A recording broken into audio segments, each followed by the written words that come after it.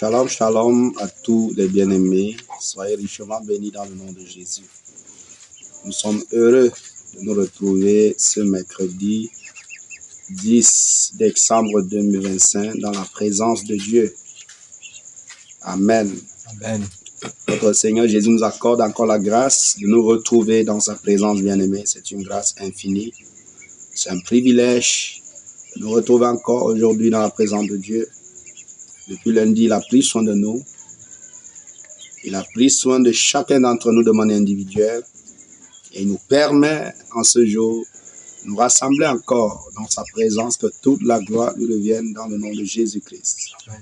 Alors, bien-aimés, c'est le moment du message. Et je prie que le Seigneur bénisse chaque personne qui va écouter ce message. Nous sommes en train, n'est-ce pas, nous sommes en train de donner un enseignement. C'est une série d'enseignements avec plusieurs parties.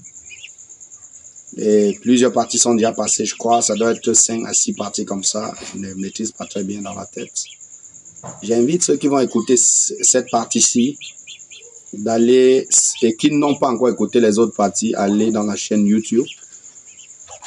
Aller dans la chaîne YouTube pour écouter les autres parties. Car toutes les autres parties sont publiées dans la chaîne YouTube. Amen. Amen. Parce qu'il est préférable d'écouter à partir de la première partie et aller progressivement avant d'arriver à cette partie-ci.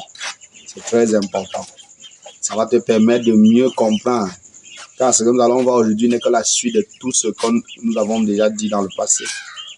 Donc, il faut d'abord aller suivre la première partie, deuxième partie, pour aboutir à cette partie-ci, dans la chaîne YouTube. Et j'aimerais dire à quelqu'un de suivre ces enseignements-là progressivement, de ne pas courir. Tu n'as pas besoin de courir. Tu suis progressivement, tel que l'Esprit de Dieu te conduit à suivre. Suis ces enseignements-là. Ouvre ton cœur à ces enseignements. Et le Saint-Esprit apportera la transformation qu'il veut apporter dans ta vie, dans ton cœur, dans ton âme. Il va apporter cette transformation-là et ta vie certainement va changer. Car ces enseignements préparent les enfants de Dieu pour l'enlèvement.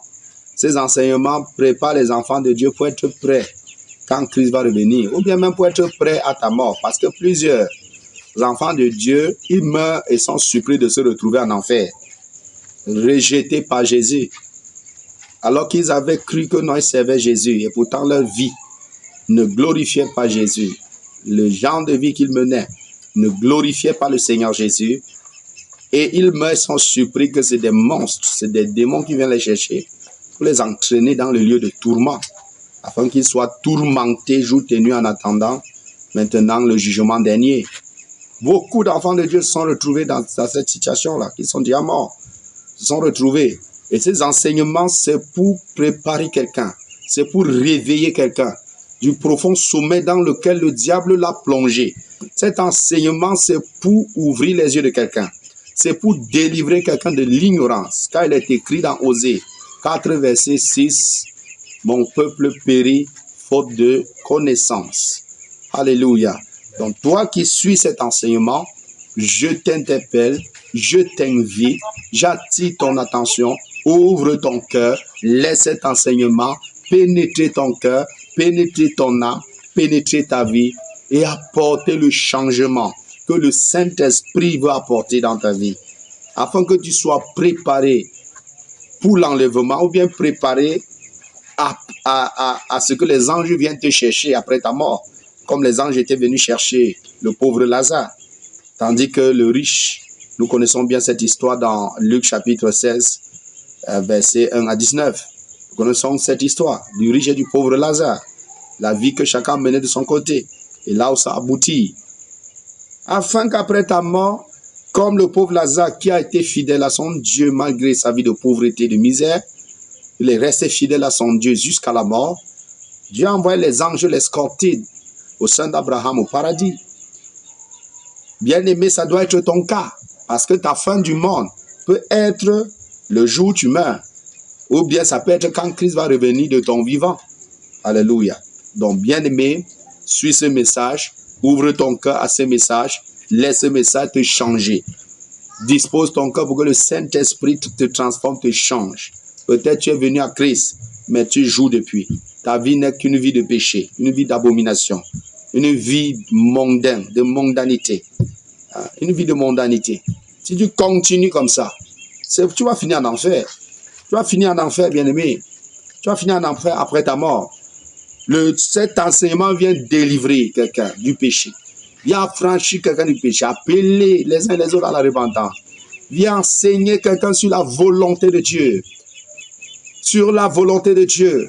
Ces enseignements sont inspirés du Saint-Esprit pour délivrer les gens, les enfants de Dieu qui dorment, qui sommeillent, les enfants de Dieu dont le diable a menti, endormi avec le monde. Endormi avec le monde. Jésus vient te délivrer. Jésus vient te libérer, t'affranchir. Ma prière, c'est que pendant que tu écoutes cet enseignement, que ta délivrance opère au nom de Jésus. Que le Saint-Esprit opère la délivrance dans ton cœur, dans ta vie, dans ton âme, au nom puissant de Jésus. Amen. Alors, bien-aimé, le message est intitulé « Comprendre comment Jésus-Christ a opéré ton salut et comment vivre ce salut ». Voilà le thème du message, le thème général, le thème principal du message que nous sommes en train de développer depuis. Alléluia. La fois dernière, bien-aimés, nous sommes arrêtés à parler, nous sommes, n'est-ce pas, arrêtés au niveau des fruits du Saint-Esprit. Nous sommes en train de parler des fruits du Saint-Esprit.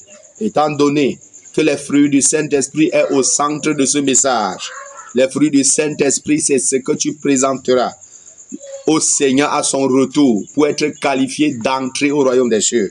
Si Christ vient et que tu n'as aucun fruit à lui présenter, tu seras maudit. Alléluia. Comme Christ avait maudit ce figuier. Christ a eu faim. Il marchait il a eu faim. Il voit un figuier espérant avoir quelques figues à manger. Les figuiers n'ont pas pu lui donner les figues à manger. Jésus a maudit le figuier a séché. Et c'est un enseignement pour nous tous. C'est la même chose qui va arriver dans la vie de chaque enfant de Dieu. La parole a été semée dans ta vie. Si cette parole ne porte pas de fruits, quand il reviendra à la récolte c'est l'enlèvement. Alléluia. La semence a été faite. Et présentement, le Saint-Esprit est en train d'arroser, est en train de travailler, d'arroser, de laborer, de travailler, d'agir dans ta vie. Le moment de récolte, c'est le retour du Seigneur. Il viendra récolter. Et maintenant, quand il va venir lors de la récolte, si tu ne produis pas, si tu n'as pas porté de fruits, comme Jean-Baptiste l'avait dit, on a lu la fois dernière, dans Matthieu chapitre 3, verset 10, la hache est déjà au point d'attaquer les arbres à la racine. Toute table qui ne produit pas de bons fruits sera coupée et jetée au feu. Alléluia. C'est ce qui va arriver dans ta vie. Si Christ revient et que tu n'as aucun fruit à lui présenter. Ou bien tu meurs et tu n'as aucun fruit à présenter à Christ. Bien-aimé, tu vas aller en enfer. Alors, les fruits, occupent la place centrale, la place principale de cet enseignement. Voilà pourquoi nous allons nous attarder sur les fruits là. Et nous allons parler de chaque fruit. Et la Bible appelle ces fruits les fruits du Saint-Esprit. En d'autres termes, c'est le Saint-Esprit en toi, de qui tu es né. C'est ces fruits. C'est en lui, ce n'est pas en toi. En toi ne vit que les fruits de la chair, les fruits des ténèbres, les fruits du monde, les œuvres de l'homme livré à lui-même, les œuvres de la mort. C'est ça qui règne en toi. En toi, il n'y a pas les fruits du Saint-Esprit. Maintenant, les fruits du Saint-Esprit, c'est dans l'Esprit de Dieu. Maintenant, tu es né de l'Esprit de Dieu. L'Esprit de Dieu habite en toi. Tu es son temple. Il habite en toi. Et il est là maintenant pour diriger désormais ta vie. Voilà pourquoi apôtre Paul pouvait dire, comme on a vu la fois dernière, laissez le Saint-Esprit diriger votre vie et vous n'accomplirez point les œuvres de l'homme livré à lui-même. Alléluia. Et pour cela, il faut tuer la chair. On en a parlé. Je ne vais pas revenir sur tout cela. Il faut écouter les anciens enseignements pour mieux comprendre tout cela. Nous allons nous attarder cette fois-ci sur les fruits du Saint-Esprit. On a déjà vu les œuvres de la chair, les œuvres de l'homme livré à lui-même. Nous allons maintenant parler des fruits. Alléluia. Alors, nous allons sans plus tarder lire Galates chapitre 5, versets 22 à 23. Galates chapitre 5, versets 22 à 23. Galates chapitre 5, versets 22 à 23. Notre frère va lire à haute voix.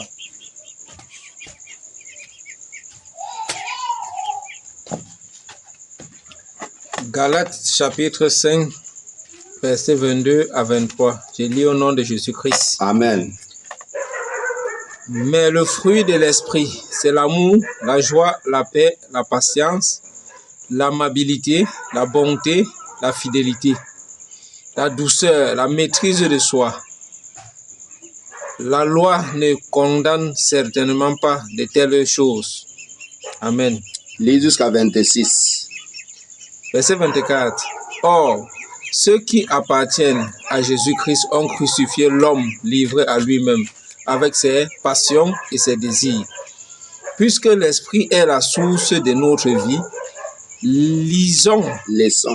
laissons-le aussi diriger notre conduite. Ne soyons pas vaniteux et évitons de nous provoquer les uns et les autres et de nous jalouser mutuellement. Amen. Amen.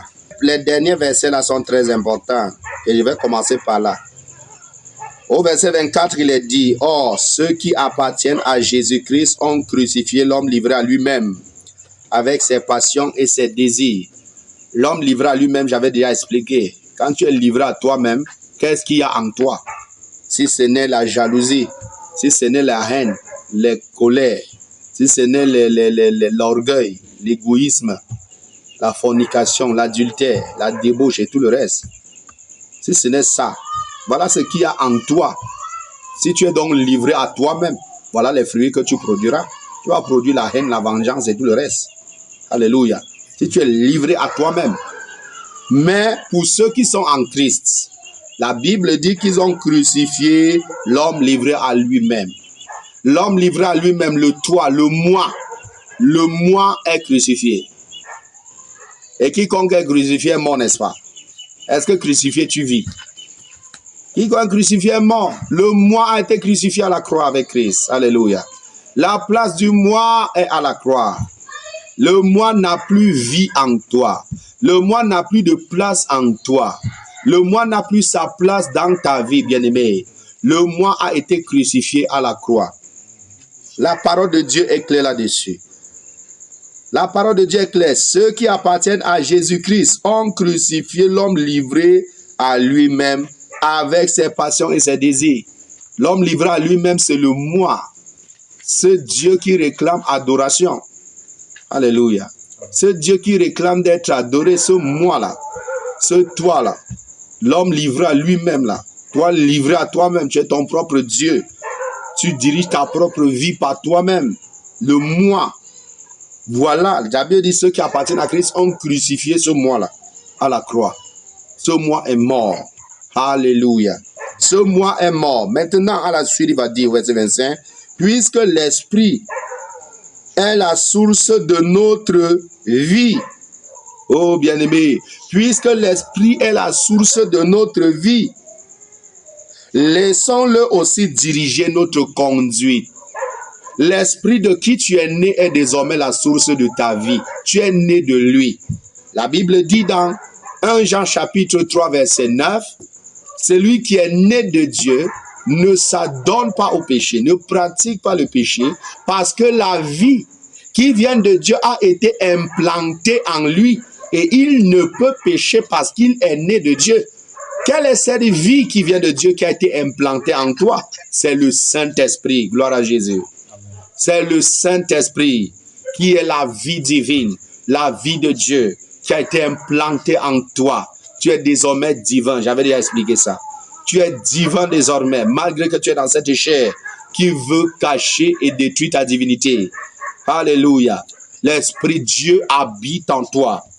Et la Bible dit que Dieu désormais qui habite en toi est la source de notre vie.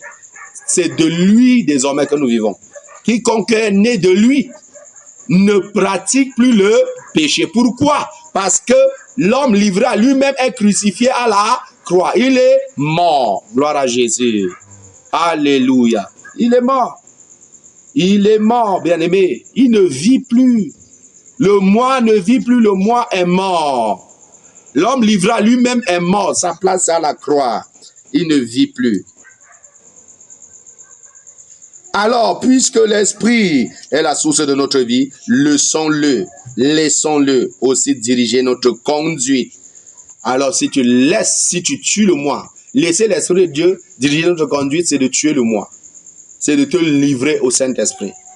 Tuer le moi. Voilà comment on fait pour laisser le Saint-Esprit diriger notre vie. Et la suite nous dit, ne soyons pas vaniteux. Ne soyons pas vaniteux. Un homme vaniteux, c'est un homme livré à lui-même. Un homme vaniteux, c'est un homme dans lequel c'est le vieil homme qui règne encore. C'est le vieil homme qui vit encore. L'esprit de Christ qui est en lui veut diriger sa vie. Mais non, lui, il ne veut pas. Il est livré à lui-même. Il veut marcher comme il veut. Il veut prendre ses propres décisions. Il veut vivre sa vie comme il veut. Il ne veut pas écouter le Saint-Esprit. Il ne veut pas laisser le Saint-Esprit le diriger. Voilà celui-là dont le vieil homme vit encore. A encore pleine vie en lui. Une telle personne est spirituellement morte. Et le diable se réjouit de lui. Il est même un serviteur du diable, mais sans le savoir. Il se nomme lui-même enfant de Dieu, mais le diable l'utilise puissamment même pour détruire même la vie des autres frères, des autres sœurs en Christ qui veulent avancer. Le diable l'utilise, le manipule pour les détruire, pour les atteindre. Alléluia. Mais celui qui est en Christ, celui qui appartient à Christ, a crucifié la chair, a crucifié l'homme livré à lui-même, a crucifié le moi. Le moi n'a plus vie. Alléluia. Et on a vu comment tuer le moi. Comment faire en sorte que ce moi, cet homme livré à lui-même, ce Dieu qui réclame l'adoration. Et son adoration, c'est quoi? Ce qu'il offre à ceux qui l'adorent. C'est quoi? C'est la vanité de ce monde. Voilà ce qu'il offre. Les plaisirs du monde. La vanité du monde. Voilà ce qu'il offre. Ce moi-là. Voilà ce qu'il offre à ceux qui le servent. Alléluia. Comment nous allons faire, puisque nous sommes dans la chair. Dieu nous a remis dans les mêmes conditions qu'au jardin. Il avait mis Adam et Ève au jardin d'Éden, où ils ont le choix de laisser Dieu diriger leur vie ou de l'abandonner, écouter le diable. Nous sommes dans les mêmes conditions. J'avais déjà expliqué ça la fois dernière. Dieu nous a laissés dans les mêmes conditions. Tu as le choix. Dieu ne te force pas. Tu as le choix de te livrer à toi-même, d'écouter le diable et de continuer à vivre de manière vaniteuse pour finir en enfer. C'est ton choix. Tu as le choix également de tuer l'homme livré à lui-même. Alléluia. De le tuer, de le crucifier. Tu as le choix de le crucifier à la croix. Tu as le choix de le crucifier pour qu'il n'ait plus vie en toi. Et nous avons vu que pour crucifier la chair, pour crucifier l'homme livré à lui-même, le moi, pour le tuer, qu'est-ce qu'il faut faire? Il faut se soumettre, il faut s'appliquer, se soumettre à la discipline divine que Christ a mis sur pied. C'est-à-dire une vie permanente de jeûne, de prière, de méditation. Jeûne, prière, méditation, retraite spirituelle, alléluia, individuelle comme collective dans l'église. Tu ne rates aucune réunion à l'église. Tu ne manques aucun retraite spirituel, aucun programme qu'on organise, tu ne manques. Tu es toujours là. Maintenant, de manière individuelle, de manière personnelle, tu prends tes retraites spirituelles. De manière personnelle, tu jeûnes constamment. Tu n'attends pas que l'église organise avant de te lancer, non. Tu es déjà dedans depuis. Parce que ça doit être de manière permanente et constante. L'église ne peut pas organiser les programmes à tout moment, non.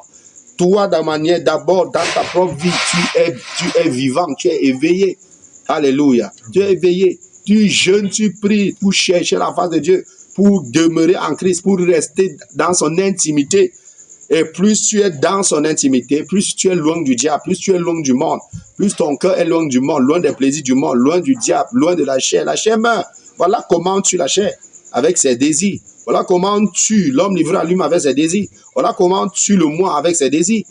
C'est demeurer dans l'intimité du Père, dans une vie permanente de jeûne, de prière, de méditation, dit bien permanente. Si tu le suis et persévères là-dedans, ça ne va pas sucrer ta chair. Parce que la chair ne va pas aimer, ça va faire souffrir ta chair. Mais tu n'as pas de prix à payer, tu n'as pas de croix à porter que Jésus t'a donné. Porte pour suivre Jésus. C'est ainsi que toi, tu verras sa gloire dans ta vie. Si tu le fais de manière permanente, tu vas voir comment la chair, l'homme livré à lui-même, n'aura plus aucun effet dans ta vie. Le moi n'aura plus aucun effet, aucune décision dans ta vie. Tu vas voir comment c'est Dieu qui va te remplir de sa gloire. Tu vas voir comment c'est l'Esprit de Dieu qui dirige ta vie. Tu vas voir comment obéir à Dieu est tellement facile. Obéir à Dieu devient facile. Tu ne forces plus pour obéir à Dieu. Déjà que la chair ne peut pas obéir à Dieu. Depuis quand la chair obéit à Dieu, en toi, il y a quoi? En toi, il y a quelle capacité pour obéir à Dieu? Il faut donc que le toi meure. En toi, il n'y a que l'incapacité, il n'y a que la faiblesse, il n'y a que le mal, le péché, la méchanceté, l'orgueil, l'égoïsme, la débauche et tout le reste. Voilà ce qu'il y a en toi. Si tu veux diriger toi-même ta propre vie, le résultat de ça, ce sera toutes ces abominations aux yeux de l'Éternel. En toi, il y a quoi? Mais si tu cherches Dieu dans cette vie de jeûne, de prière, de méditation de manière permanente, étant sincère et profond dans ce que tu fais, et que ainsi tu demeures dans l'intimité du Père, toi-même tu vas voir comment obéir à Dieu devient facile. Tu deviens un homme spirituel qui marche par l'Esprit, qui obéit au Saint-Esprit. Tu es sensible au Saint-Esprit. Quand le Saint-Esprit te parle, tu écoutes. Quand il te parle dans ton cœur, tu écoutes, tu sais que lui, c'est lui qui t'a parlé. Tu obéis promptement, car tu n'es pas dans la chair. Alléluia. Tu es dans l'Esprit de Christ. Tu es rempli du Saint-Esprit, rempli de Dieu. La chair est déjà morte, ça n'a plus sa place. Il n'a plus vie. Mais pour cela, il faut payer le prix. Il faut payer le prix. Gloire à Jésus. Il faut payer le prix pour crucifier la chair. Il faut payer le prix, bien-aimé. Ce n'est pas un jeu. Ce n'est pas un jeu. Ne soyons pas vaniteux et évitons de nous provoquer les uns les autres et de nous jalouser mutuellement. Les provocations des frères envers les autres frères, des sœurs envers les autres frères, sœurs et tout le reste. Les provocations viennent d'où? Ça vient des hommes livrés à eux-mêmes. Ça vient des œuvres de l'homme livré à lui-même. C'est ça qui crée tout ça. Provocation, les énervements, les colères, les amertumes et tout ça. Et le diable vient confondre l'église comme ça. L'église est dans l'amertume. Les gens sont là, mais le cœur rempli de colère, d'amertume, de tension, de vengeance, de haine et tout un tas de choses. Le diable a déjà vaincu une telle église. Alléluia. Le diable a déjà vaincu une telle église. Et tout ça pourquoi? Parce que les gens sont vaniteux. Ils sont vaniteux. Les cœurs sont portés que vers la vanité du monde. Voilà pourquoi. Donc les cœurs ne sont pas portés vers les choses d'en haut, vers les choses spirituelles. L'espérance éternelle qui nous attend. L'espérance de voir la promesse de Dieu s'accomplir. Ce n'est pas ça qui nous anime. Ce qui nous anime, c'est l'argent du monde. Ce qui nous anime, c'est les belles choses du monde, la voiture. J'ai acheté la voiture, tel autre frère n'a pas. Je commence à me vanter. Ça énerve le frère, ça énerve la sœur.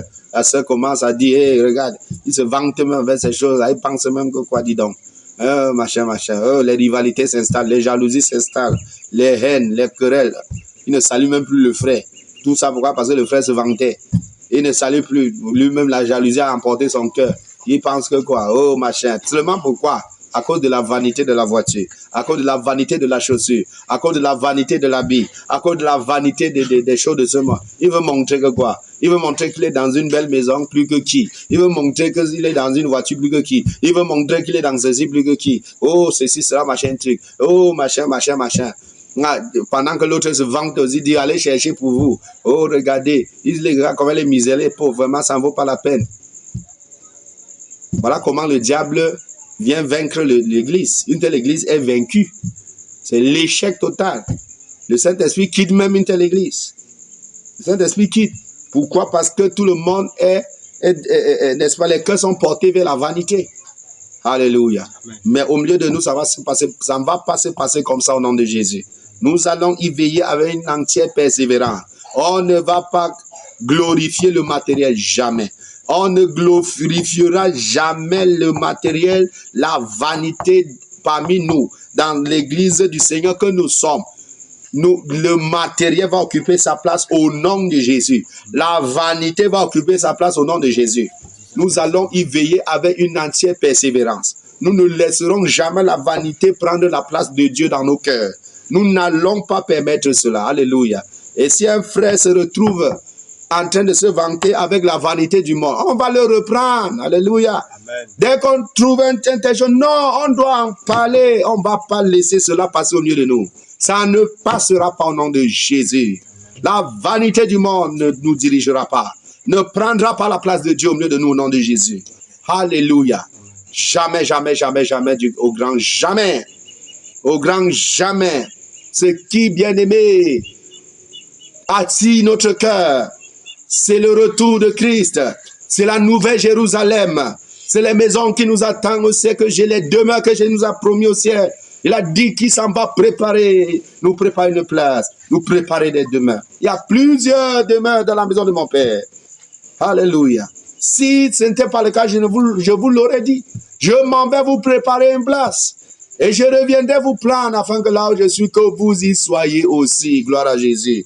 Voilà ce qui doit attirer les cœurs des enfants de Dieu. Et on va y veiller avec une entière persévérance au nom de Jésus. On ne va pas laisser la vanité de ce monde venir prendre la place de Dieu. On ne va pas laisser maman venir régner dans l'église du Seigneur. Car nul ne peut servir Dieu et maman.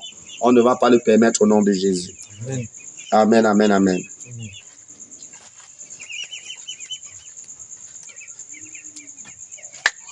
Alors, nous revenons au niveau du verset 22 qui parle donc des fruits. Mais le fruit de l'esprit, c'est l'amour. Premier fruit, l'amour.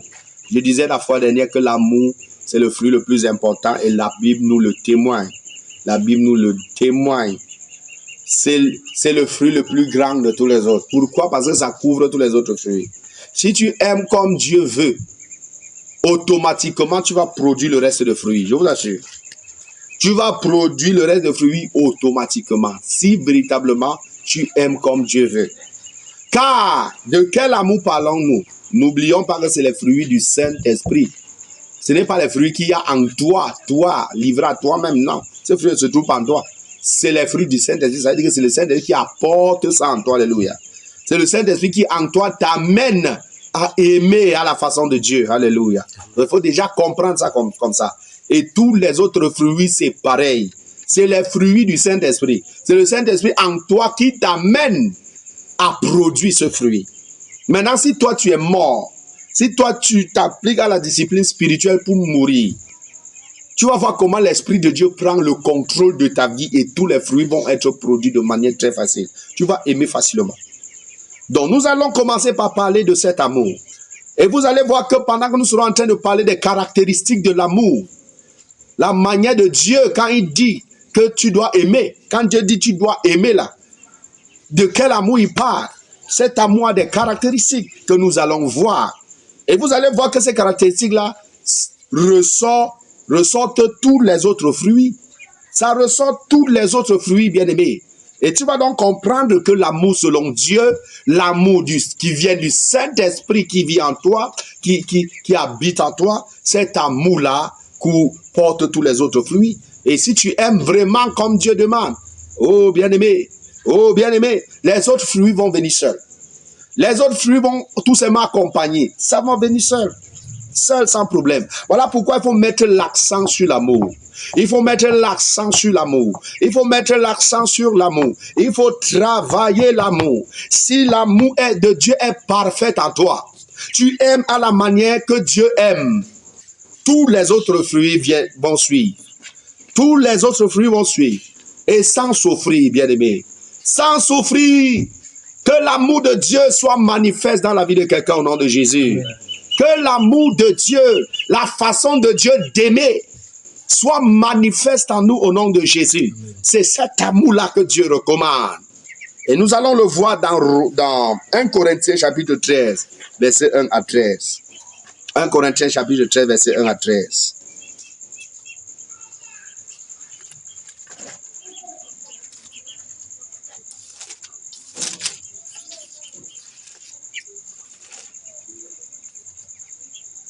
« 1 Corinthiens chapitre 13, verset 1 à 13.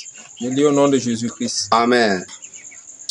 En effet, supposons que je parle la langue des hommes et même celle des anges.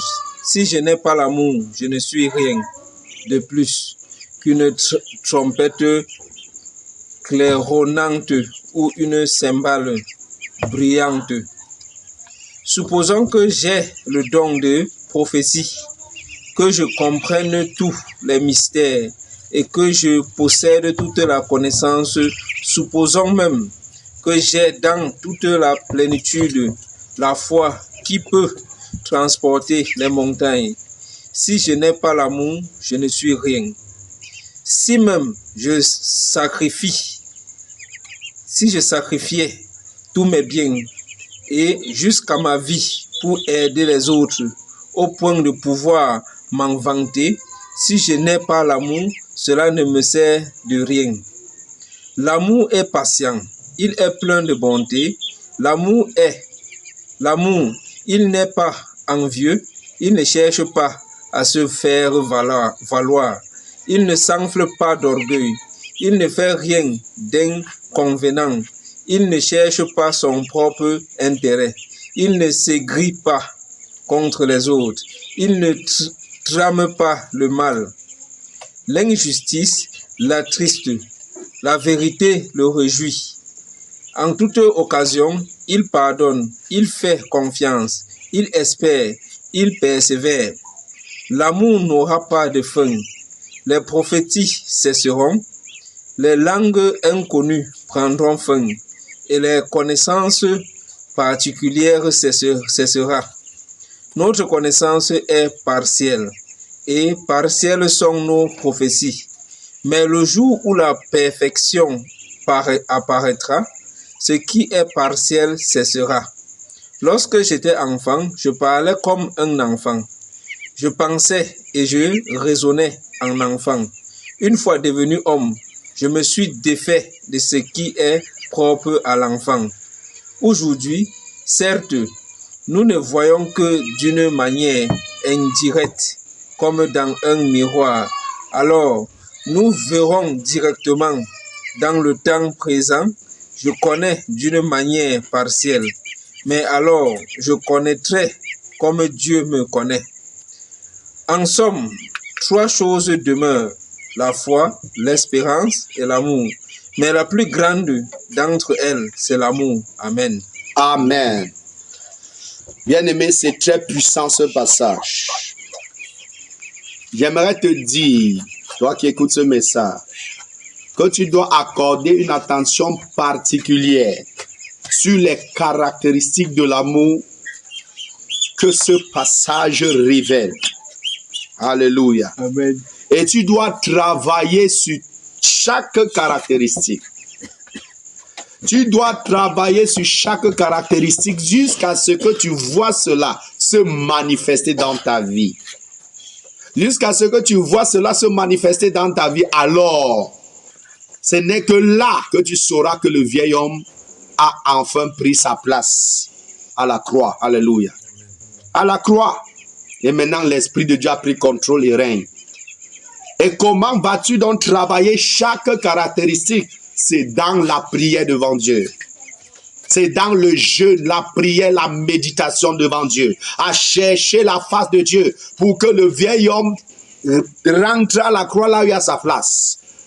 L'homme livrera lui-même, le vieil homme soit crucifié afin que le vrai toi né en Christ, le vrai toi né en Christ soit manifeste. Le vrai toi qui est divin soit manifeste, soit visible. Oui, tu dois faire ce travail et tu ne dois pas dormir tant que tu ne vois pas les fruits de ce travail dans ta vie. Alléluia. Amen. Tu ne restes pas tranquille. Tu ne te reposes pas. Tant que tu ne vois pas les fruits de ce travail dans ta vie, tu ne te reposes pas. Tu restes au pied du Père. Oh Père, je suis méchant. Oh Père, je suis colérique. Oh Père, je suis jaloux de mon frère, de ma soeur. Oh Père, j'ai la haine contre mon frère, contre ma soeur. Oh Père, j'ai la convoitise, l'envie. J'envie la chose des gens. Oh Père, je suis cupide, j'aime l'argent. Oh Père, délivre-moi, affranchis-moi, libère-moi. Je veux produire les fruits du Saint-Esprit. Je veux que les caractéristiques de l'amour que tu me demandes de porter, je veux voir cela se réaliser dans ma vie. Oh bien-aimé, tu restes en prière au pied du Père. Dans le jeûne, la prière, tant que ça ne change pas, tu n'abandonnes pas. Alléluia. Amen. Tant que la situation ne change pas, tu endures, tu persévères. Et nous allons voir un passage qui parle d'endurance, de persévérance dans la prière. Tu dois endurer, tu dois persévérer, peu importe. Il faut que l'homme livré à lui-même doit mourir. Le moi doit mourir avec toutes ses passions et ses œuvres. Oui. Il doit aller prendre sa vraie place qui est à la croix et non en toi. Toi, tu es déjà né de nouveau. Tu es né de nouveau et cette nouvelle créature que tu es devenue doit être manifeste et visible au nom de Jésus. Tu pries jusqu'à ce que tu vois l'homme nouveau, créé à l'image de Christ, à la ressemblance de Christ, né de Christ, de l'esprit de Christ, être manifeste, être visible, être vécu. Tant que ça ne se réalise pas dans ta vie, tu ne restes pas tranquille. Tu ne restes pas tranquille, tu ne te reposes pas. Jusqu'à ce que ça devienne manifeste. Voilà ce que Jésus a appelé les vierges avisées. Alléluia. Les vierges avisées, ils ne manquent pas de connaissances. Quand on dit tu es avisé, une personne qui est avisée, c'est une personne qui cherche la connaissance. Qui cherche à être, n'est-ce pas, à la fleur des informations. Rien ne le surprend. Rien ne le surprend. Il reste au pied du Père, dans le jeûne, dans la prière, à invoquer le Père, à prier le Père, à méditer sa parole. Et le Père lui parle, et le Père l'enseigne. Et le Père lui dit, ma fille, mon fils, pour que tel comportement qui en toi parle, voilà ce qu'il faut faire. Voilà ce qu'il faut faire. Voilà ce qu'il faut faire. Voilà ce qu'il faut faire. Et il le fait, il voit comment ça marche. Et c'est comme ça que le vieil homme est en train de partir progressivement avec toutes ses œuvres, toutes ses passions. Et c'est comme ça qu'on voit cette personne en train de grandir. Aller de l'avant. Aller de l'avant. Il fait que croître spirituellement. Fait que croître spirituellement. Fait que croître spirituellement. Tu vas atteindre un niveau où les démons te voient et prennent la fuite. Tu es encore de loin. Tu es encore loin comme ça. Tu marches encore. Un sorcier te voit. Non, il vit. Il vit. Parce que la puissance que tu dégages. Non, c'est insupportable. Il te voit, il vit de loin. Alléluia. Il prend une autre voie. Tout dépend maintenant du sacrifice. Dans le jeûne, dans la prière, dans la méditation. Tout dépend du sacrifice de chacun. Alléluia. Amen. Tu vas pour te charger de cette croix. Pour entrer au ciel, c'est les violents qui s'emparent du royaume. C'est les violents. Tu vas te violenter. Par le jeûne, par la prière.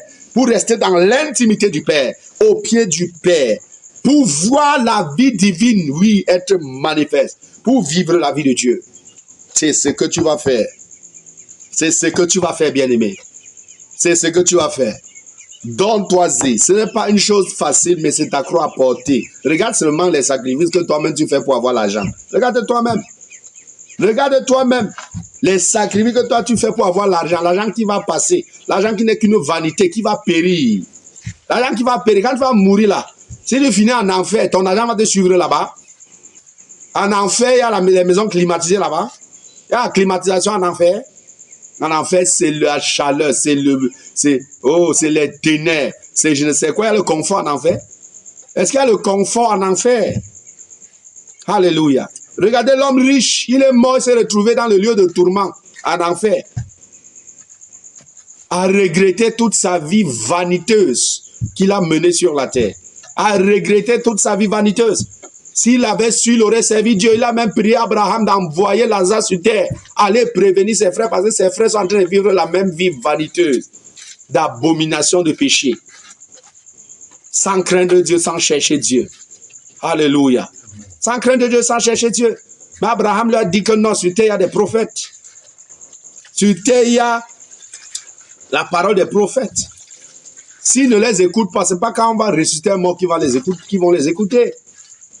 Gloire à Jésus. Cet exemple nous enseigne énormément. Cet exemple nous enseigne énormément. Tu dois donc payer le prix qu'il faut pour hériter le royaume des cieux. Si tu refuses de payer le prix, le diable va se charger de toi. Le diable va se charger de toi, bien-aimé.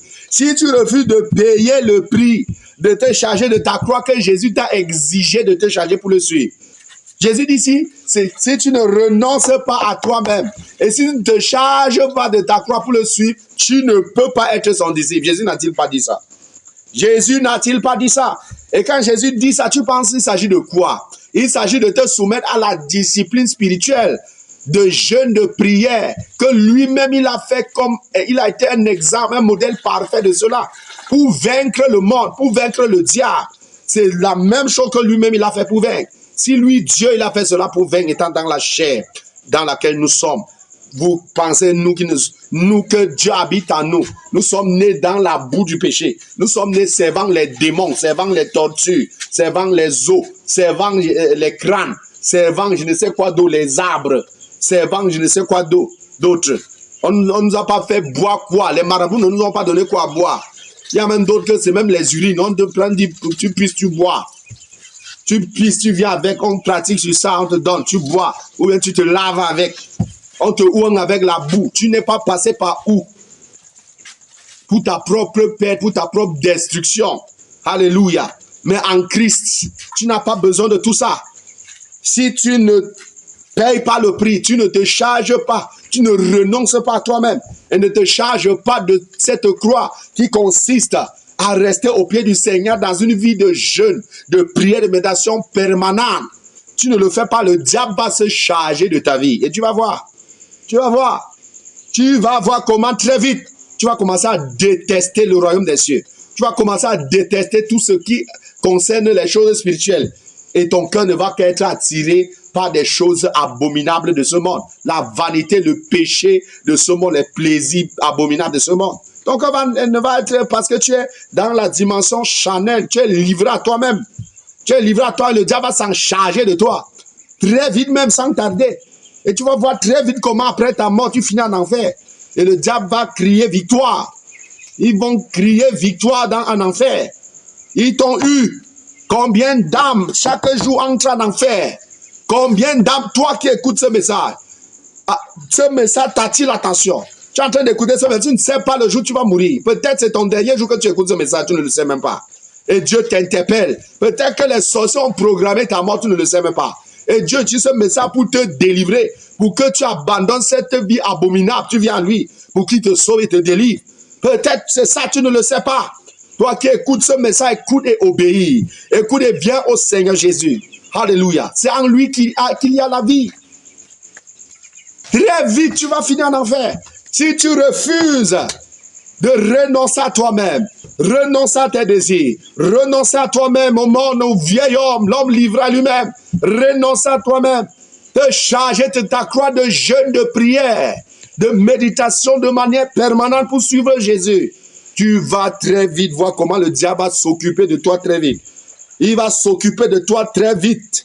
Tu vas voir comment ton cœur tourne très vite vers le monde pour ta propre destruction, pour que tu finisses en enfer, entre les mains des démons, pour être torturé très vite, sans tarder. Alléluia. Mais tu ne dois pas accepter ça. Il est temps que tu te lèves et que tu dis non au diable, à la chair, à l'homme livré à lui-même, au moi, et que tu vas chercher la face de Dieu. Tu te charges de ta croix pour suivre Jésus. Tu payes le prix qu'il faut pour tuer l'homme livré à lui-même, pour tuer le moi, afin que les fruits soient manifestes, soient produits, que l'Esprit de Dieu soit visible, manifeste en toi. Les fruits soient manifestes. Il est temps que tu le fasses. Alors, bien-aimés, parlons de l'amour. L'amour est patient. Première caractéristique de l'amour, la patience. Alléluia. Amen. La patience. Première caractéristique de l'amour. Combien d'enfants de Dieu sont patients? Combien d'enfants de Dieu sont patients? Regarde ta propre vie. Es-tu patient? Es-tu patient devant Dieu? Dès que tu vas au pied du Seigneur à prier pour une situation, dès que tu attends, ça ne change pas. Tu abandonnes. Tu as déjà abandonné depuis longtemps. Parce que ta tête n'y est même pas. Tu ne connais pas ce qu'on appelle persévérance, endurance dans l'épreuve là. Ah, tu ne connais même pas ça. Tu ne veux même pas entendre ça. Non, tu veux ce qui va sucrer la chair. Tu ne veux pas que la chair souffre. Et on entend même, j'ai déjà entendu certains évangiles qui disent non, Jésus ne nous a... Il y a les gens qui aiment enseigner les messages durs que Jésus est venu, comme si Jésus est venu pour nous faire souffrir, pour nous faire... Non, Jésus n'est pas comme ça. Jésus n'est pas que la volonté de Jésus n'est pas que tu souffres. La volonté de Jésus, c'est que tu vives bien, que tu vives bien avec l'argent, avec les choses de la terre, que tu vives, tu es à l'aise sur la terre. C'est la volonté de Jésus. Non, Jésus ne veut pas que tu souffres. J'ai déjà entendu des choses abominables pareilles, des doctrines de démons pareilles, pour séduire les gens. qui tournent leur cœur vers la gloire du monde. Les cœurs ne sont plus portés vers les choses d'en haut, vers les choses du royaume, aspirant les choses du royaume. Non, ils veulent s'enrichir. Ils veulent s'enrichir pour posséder des belles choses de la terre, pour posséder les belles choses du monde. Et voilà comment ils sont vaniteux. Voilà comment ils sont vaniteux. Ils ne veulent pas entendre parler de persévérance, d'endurance, d'épreuve, de souffrance. Ils ne veulent pas entendre parler de ça. Ils ne prêchent pas ça. Ils veulent le message de prospérité, délivrance. Tu auras ton enfant, reçois l'argent l'argent dans ton compte bancaire, reçois ceci, reçois cela. Tu es béni, tu es prospère, percé dans ta vie. La percée, et ceci c'est monté, c'est descendu. Non, ils ne veulent pas entendre parler de message qui condamne le péché, le vrai message pour préparer les enfants de Dieu à entrer au ciel, à vivre une vie saine, une vie droite, une vie juste. Ils ne veulent pas entendre parler de ça. Il faut donc voir la vie de ces gens-là. Voilà, ils sont habillés comme des prostituées en train de prêcher. Les gens qui prêchent tel message sont habillés sexy. Il faut voir comment c'est même les femmes. Hein? Il faut voir comment sont habillés, pantalons sexy. Toutes les formes de séduction sont dehors. Les filles de Jézabel. Les filles de Jézabel qui prêchent, et il faut voir les foules qui les suivent pour finir en enfer avec eux. Et elles sont égarées, effrontées, égarées, à parler des choses qu'elles ne maîtrisent même pas. Oh bien-aimé, il est temps que tu changes. Alléluia. Arrête de suivre les doctrines de démons. Reviens au Seigneur Jésus. Suis la parole de Dieu. Suis les vrais disciples dans la Bible. Tel que Paul, suis-le. Son message est clair dans la Bible. Tel que Pierre, suis-le. Tel que Jean, suis-le. Alléluia. Nous avons des modèles dans la Bible. Ici, dehors, au 21e siècle, on ne trouve plus les vrais modèles là sont rares. Les personnes qu'on peut imiter sont rares. Les modèles sont dans ta Bible. Mais dis de suivre ces modèles. Mais dis de suivre la vraie doctrine qu'il y a dans la Bible. Alléluia. Ils ne veulent pas entendre parler de l'endurance, de la persévérance dans l'épreuve. La patience. Pour que tu patientes jusqu'à ce que ta patience porte des fruits. Obligé, forcé, il y a l'endurance dans l'épreuve. Alléluia. Il y a la persévérance, l'endurance. Et lorsqu'on parle de l'endurance, qu'est-ce que l'endurance? L'endurance, c'est la capacité de supporter l'épreuve, de supporter la souffrance que produit l'épreuve. Alléluia. C'est ça qu'on appelle l'endurance. C'est-à-dire, tu endures la souffrance. Tu endures la souffrance que l'épreuve apporte dans ta vie. Tu endures cette souffrance. Et la Bible appelle ça la fournaise ardente. Alléluia. La fournaise ardente dans laquelle Jésus t'épure comme on épure l'or pour retirer de toi tout ce qui est déchets mondains, déchets païens, déchets abominables, déchets de péché. Il utilise cette souffrance, cette épreuve qui apporte à ta chair cette souffrance pour tuer ta chair une fois pour toutes. Alléluia. Et tu dois rester là à patienter, à obéir. À patienter, à obéir. À patienter, à obéir. Alléluia. Amen. Regardons le témoignage de notre frère Yannick. Oh, bien-aimé. Oh, bien-aimé. On a prié, on a enduré, on a persévéré. Restez dans l'attente, on a obéi à Dieu. On n'a pas cherché les raccourcis. Alléluia. Amen. On a prié, on a cru. On a gardé la foi. On est resté au pied du Seigneur. Ce n'était pas facile. Oh, bien-aimé, à endurer l'épreuve, à endurer l'épreuve, à endurer l'épreuve, jusqu'à ce que le temps de Dieu est arrivé. Alléluia. Amen. Le temps de Dieu est arrivé. Regardez la gloire de Dieu qui s'est manifestée dans la vie de nos bien-aimés. Et aujourd'hui, leur foi va atteindre un autre niveau. Ma propre foi qui est participé également à cette œuvre, ma foi aussi a pris un autre niveau. N'importe qui parmi nous qui a participé à cette œuvre, sa foi a pris un autre niveau. Alléluia. Et c'est ainsi que nous grandissons face aux épreuves, face aux tribulations, face aux persécutions, face aux situations difficiles. On les affronte dans le jeûne, dans la prière, à chercher la face de Dieu. Alléluia. Et à rester patient, à rester patient. On prie, on croit. C'est difficile. On endure. Ça fait souffrir le corps, la chair, l'homme livré à lui-même. On endure. On endure la souffrance. On ne se précipite pas. On ne commence pas à chercher des solutions à gauche et à droite, à rechercher là où les faux prophètes se trouvent. Donc tu entends parler, non, il y a tel prophète ici. Il guérit les malades. Il chasse les démons. Il donne les bébés. Te voilà, tu coupes, tu t'en vas chez le faux prophète. Il te met les démons dans ton ventre. Il te met les démons dans ton ventre. Non, il y a tel autre homme de Dieu qui a apparu, c'est un prophète de Dieu, prophète de l'Éternel. Non, lui, la gloire de Dieu dans sa vie, il est puissant. Oh, son Dieu est puissant. Viens là-bas, moi-même j'étais là-bas. Ma sister s'est chargée. Il faut. Donc si tu cours, pas de patience devant Dieu. Tu es à courir à gauche, à courir à droite, à courir à gauche, à courir à droite. Non, ça ne se passe pas comme ça avec Dieu. Alléluia. Si ce Dieu est un vrai prophète, il va te dire que toi-même va prier ce Dieu, le même Dieu qui m'utilise là. Si toi tu le pries, il va t'exaucer. Alléluia. Si toi tu le pries, il va t'exaucer. Il va t'amener toi-même à chercher Dieu. À chercher Dieu, à chercher Dieu, comme les apôtres dans la Bible ont amené l'église à chercher Dieu, à jeûner, à prier, à persévérer, à endurer.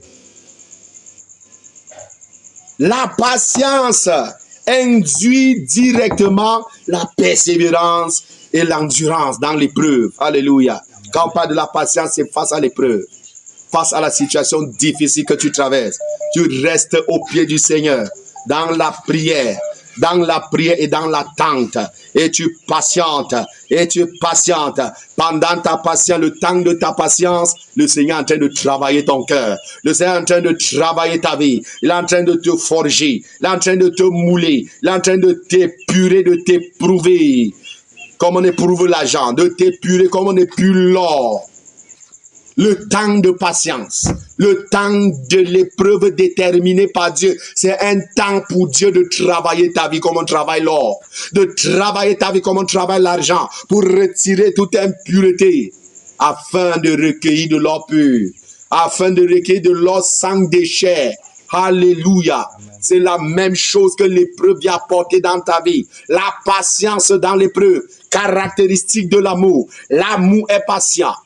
La patience n'est pas seulement face à cette épreuve. L'épreuve peut être ta femme pour des mariés, par exemple. Cette épreuve peut être ta femme. Ça peut être ton mari qui a un comportement qui n'arrive pas à changer. Alléluia.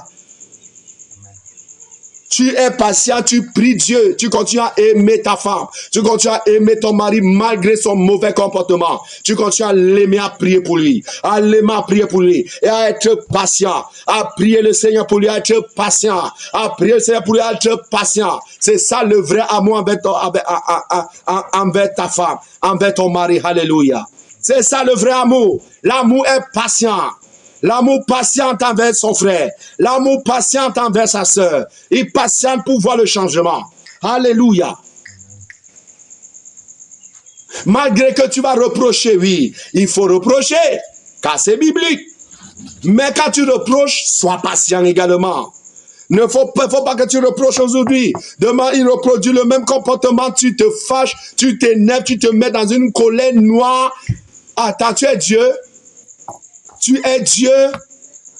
Tu conclus une fois que non, c'est un païen, il ne connaît pas, il ne veut pas changer. Alors que tu vois sa sincérité. Alors que tu vois sa sincérité, il veut changer. Mais seulement, ce comportement ne fait que revenir. Il est en train de fournir l'effort, il est en train de prier Dieu. Il est en train de chercher la face de Dieu pour changer. Toi-même, tu es en train de voir. Mais tu es impatient envers lui, envers ton mari, envers ta femme, tu es impatient. Tu vois très bien qu'il fournit l'effort, qu'il cherche la face de Dieu. Quand il tombe dans ce péché, il reconnaît et te demande pardon. Il cherche à changer. Toi-même, tu vois. Et c'est un avantage déjà de reconnaître son péché et de chercher à changer. Toi-même, tu vois cela. Mais tu ne veux pas être patient envers lui. Dès qu'il reproduit le même comportement, oh, tu te mets dans une colère noire. Tu te mets dans une colère noire. L'atmosphère de la maison change. L'atmosphère de la famille change. Ça veut dire que toi-même, tu as un problème. Alléluia. Tu as un problème et ton problème, c'est la colère. Tu as besoin de changer. ton problème c'est la colère, tu as besoin toi-même de changer. Tu es en train de voir seulement la paille qui est dans l'œil de ton mari, de ta femme. Mais tu ne vois pas la poutre. Tu ne vois pas le tronc d'arbre qui est dans ton œil. Alléluia. Alléluia, bien-aimé. Tu ne vois pas le tronc d'arbre qui est dans ton œil. Tu vois que la paille qui est dans l'œil de ton frère, de ton mari, de ta femme. Et il en est de même pour l'amour fraternel parmi nous. Personne n'est parfait. Chacun est devant Dieu à prier pour changer. Ce qui montre que telle personne est un enfant de Dieu, c'est lorsqu'il reconnaît, on le reproche de son péché, il reconnaît que oui, mes frères, mais ça vraiment, ce que vous me reprochez là, c'est la vérité. Moi-même, je reconnais ça. Moi-même, je reconnais, oh, que le Seigneur me change. Quand il manifeste déjà tes comportements, bien aimé, ça doit plutôt te réjouir. Alléluia. Ça doit te réjouir et te pousser à aller prier pour lui. Prier pour ton frère, être patient pour qu'il change. Faut pas que demain, le même comportement se reproduit, tu te mets dans une colère noire. Tu te mets dans une fâcherie. Ça veut dire que toi-même, tu as un problème, mais tu ne veux pas voir ton problème. Tu as un problème de colère que tu ne veux pas voir. Tu ne veux pas voir. Et si tu ne fais pas attention, ta colère va t'entraîner en enfer. Pendant que celui-là, il est en train de fournir l'effort pour changer. Toi, tu ne fournis pas l'effort pour changer la colère, pour changer l'amertume. Tu ne fournis pas l'effort pour changer l'amertume et la colère. Lui, là, il va finir par changer, aller au paradis. Ta colère va t'entraîner en enfer parce que tu croyais que tu étais juste. Tu croyais que c'est toi qui avais raison. Non, c'est lui qui est. Non, c'est lui qui est. Tu ne voyais pas la paille, pardon, la poutre, le tronc d'arbre qu'il y avait dans ton œil. Au lieu de toi-même regarder ta propre vie, de travailler ta propre vie et être patient envers ton frère. Mais tu veux traiter ton frère comme si toi-même tu étais déjà parfait, comme si toi-même tu étais déjà arrivé. C'est un problème. Alléluia. Voilà pourquoi, quand nous allons continuer à parler des caractéristiques de l'amour, vous allez voir là où on va parler également de la douceur, qui est l'un des fruits du Saint-Esprit. Alléluia. La douceur. La douceur. Être doux envers ton frère, envers ta soeur, dans ta manière de le reprocher. Tu ne reproches pas ton frère et ta soeur comme si tu étais déjà arrivé, comme si tu étais déjà parfait, comme si toi tu n'avais plus de problème dans ta vie. Et pourtant, l'amertume est en toi, la colère en toi qu'il faut travailler, qu'il faut briser. Alléluia. Mais tu ne vois pas cette poutre, ce tronc d'arbre qu'il y a dans ton œil pour aller devant Dieu travailler pour que ça change. Si tu ne le fais pas, tu pas le temps à doiter que ton frère, ta soeur, qui est en train de travailler, ça part de reconnaître sa part de tort et de travailler pour changer. Toi, tu vas finir en enfer. Lui va finir, Dieu va finir par le délivrer, il va aller au paradis. Toi, tu vas finir en enfer avec la poutre dans ton œil, avec le tronc d'arbre dans ton œil. L'amour est patient envers ton frère en Christ. L'amour est patient envers ta soeur en Christ. La patience, la douceur, caractéristique de l'amour. L'amour porte avec lui tous les autres fruits. L'amour entraîne avec lui tous les autres fruits. Alléluia. Oh bien-aimé, l'amour est patient. L'amour est patient. Es-tu patient, toi marié? Es-tu patient envers ta femme? Es-tu patient patiente envers ton mari? Toi qui es marié. Où tu te comportes comme si toi tu étais déjà parfait. Tu es super spirituel. Tu es super spirituel. Tu es déjà parfait. Tu es déjà arrivé. Tu ne tolères plus les erreurs de ton mari. Tu ne tolères plus les erreurs de ta femme. Tu ne tolères pas. Tu n'es pas patient avec elle, envers lui. Tu refuses la patience. Tu es violent, violente envers lui, avec elle. Dans l'amertume, tu deviens amer. Dès que tu vois le même comportement, tu deviens amer dans ton cœur. Une colère s'empare de toi. Toi-même, tu as la poutre, la colère et l'amertume qui viennent dans ton cœur chaque fois que tu vois ce comportement envers ta personne-là. Cette colère, cette amertume qui vient chaque fois dans ton cœur t'animer, c'est le tronc d'arbre qu'il y a dans ton œil que tu dois d'abord enlever avant de voir la paille qui est dans l'œil de ton mari, de ta femme ou de ta femme. Alléluia. Oh bien-aimé, l'amour. L'amour est patient. L'amour est patient. L'amour est patient. L'amour est patient. Alléluia. L'amour est patient. La patience dans l'épreuve. La patience envers ton frère, envers ta sœur en Christ. La patience envers ton mari, envers ta femme. La patience même envers ta famille païenne qui est encore païen, qui ne veut pas croire et te persécute. Tu continues à prier pour qu'il croit en Christ. La patience envers eux, la patience envers tes ennemis qui cherchent ta mort, des sorciers, des sorcières qui cherchent ta mort, mais tu les fais du bien. Alléluia. Et tu restes patient. Tu espères qu'un jour ils vont finir par comprendre et renoncer à la sorcellerie et croire en Jésus. Alléluia. Oh bien-aimé, l'amour est patient. L'amour est patient. L'amour est patient. Voilà la première caractéristique de l'amour, c'est la patience. Et vous vous rendez compte que la patience, c'est un des fruits du Saint-Esprit qu'on a cité dans Galates chapitre 5, verset 22 à 23, n'est-ce pas? C'est l'un de ses fruits, la patience. Je vous ai dit tout à l'heure que l'amour porte avec lui tous les autres fruits. L'amour est patient. Ça veut donc dire que la patience qui est l'un des fruits du Saint-Esprit, c'est une caractéristique de l'amour. Si tu dis j'aime, c'est que tu es patient. J'aime mon frère en Christ, c'est que tu es patient envers lui. J'aime ma soeur en Christ, c'est que tu es patient envers lui. Alléluia. J'aime mon mari, c'est que tu es patient envers lui. J'aime ma femme, c'est que tu es patient avec elle. Gloire à Jésus. Oh bien-aimé. Oh bien-aimé. L'amour est patient. L'amour est patient. Dans l'épreuve, dans la difficulté, vous voyez que la patience se voit dans plusieurs choses. Face à l'épreuve, face à la difficulté que tu traverses dans ta vie. La patience. Tu patientes pour voir la gloire de Dieu. Parce que tu aimes Dieu. Alléluia. Parce que tu aimes Dieu, tu restes soumis à ses pieds. Tu restes à ses pieds dans la prière à prier. À l'obéir à prier. Tu ne dis pas que non, je désobéis maintenant à Dieu. Je ne vais pas chercher le raccourci. Vraiment, depuis que je prie, ne m'écoute pas. Mieux, je ne vais pas me chercher ailleurs. Et le diable te récupère immédiatement. Le diable est là. Hein? Il rôde au retour de toi comme un lion rugissant. Cherchant dans la tentation à t'envoyer les pensées de découragement. À t'envoyer des pensées de découragement. Pour que tu abandonnes face à l'épreuve. Et il te récupère immédiatement. Il vient dans tes pensées, il te propose dans tes pensées des raccourcis pour aller t'égarer. Des raccourcis pour ta propre destruction. Si tu écoutes ces pensées diaboliques, tu vas directement entrer dans le piège du diable pour ta propre paix, ta propre destruction éternelle. Alléluia. Mais si tu restes au pied du Seigneur, tu rejettes les pensées du diable, comme Jésus pouvait dire à Pierre, arrière de moi Satan. Tes pensées ne sont pas des pensées de mon Père. Alléluia. Si tu dis à ces pensées abominables, arrière de moi Satan, tu discernes dans ces pensées-là le diable qui cherche à t'égarer des voies de ton Père. Tu rejettes ces pensées au nom de Jésus. Tu restes au pied du Père dans la patience, dans l'endurance, dans la persévérance à prier, à chercher sa face, à prier, à chercher sa face, à prier sans jamais te décourager, sans jamais te décourager, sans jamais te lasser. Tu restes au pied du Seigneur, dans le jeûne, dans la prière, à chercher sa face, à endurer la souffrance, à persévérer face à l'épreuve. Tu finiras par voir la gloire de Dieu. Alléluia. Peu importe le temps que l'épreuve va mettre, tu restes persévérant. Tu vas finir par voir la gloire de Dieu dans ta vie.